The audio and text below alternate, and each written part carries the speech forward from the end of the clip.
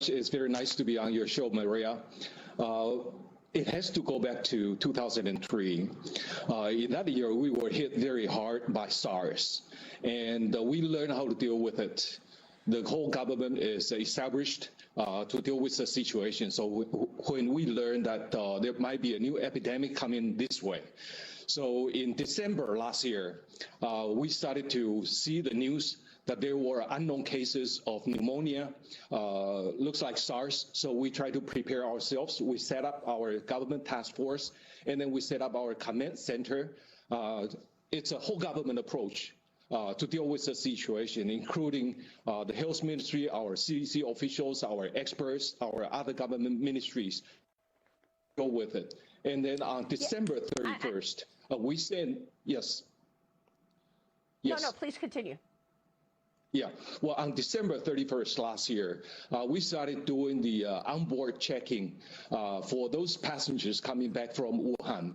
And we also strengthened our checking facilities in the airport on all passengers coming in to see if they have respiratory syndromes or whether they have high fever. And we are doing this in order to prevent the cases from going up. And of course, the cases continue to go up because there are transmissions in Europe and now in the United States. So we want to check every passenger to make sure that the passengers coming in are screened properly. And for those cases that are confirmed, right, we not only want to contain them, we also want to quarantine those who those confirmed cases have contact with. So this is a whole of government approach in dealing with the situation.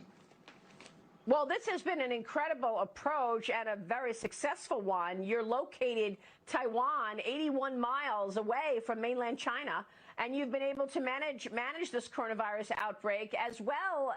All of this travel going back and forth, China to Taiwan. So far in China, there have been more than 81,000 cases of coronavirus and more than 3,000 deaths, compared to less than 200 cases in Taiwan and 2 deaths in Taiwan. What other measures in terms of the travel, given that I know that you have so much travel going between China and Taiwan? We have to set up our medical system so that they are properly prepared to deal with the situation. And we also understand that there might be economic impact. So we have our Ministry of Economic Affairs and also the Ministry of Finance to come up with packages to help the industries to deal with the situation. And we also go through public messaging.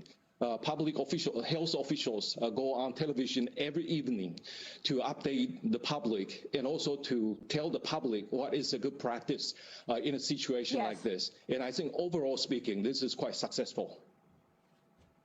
Yeah, I mean, you are accountable to your people. The democracy works. Final question before you go, sir. I know that the Hong Kong protests really impacted Taiwan. Tell me about that, because you know, the whole idea of one country, two systems was to get Taiwan more involved with China. Is that now dead?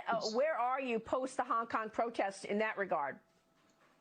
I think you are right that one country, two system model in Taiwan has no attraction at all.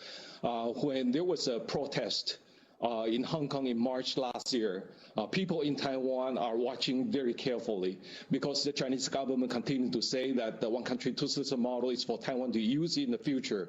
But when the people in Taiwan see that protest, we know that that is not good for us. Taiwan is a democracy and rather mature one. And we also want the Hong Kong people to enjoy the same degree of freedom and democracy. And therefore, we support each other. And right now, we certainly hope that there can be free elections in Hong Kong and they can enjoy their freedom of speech.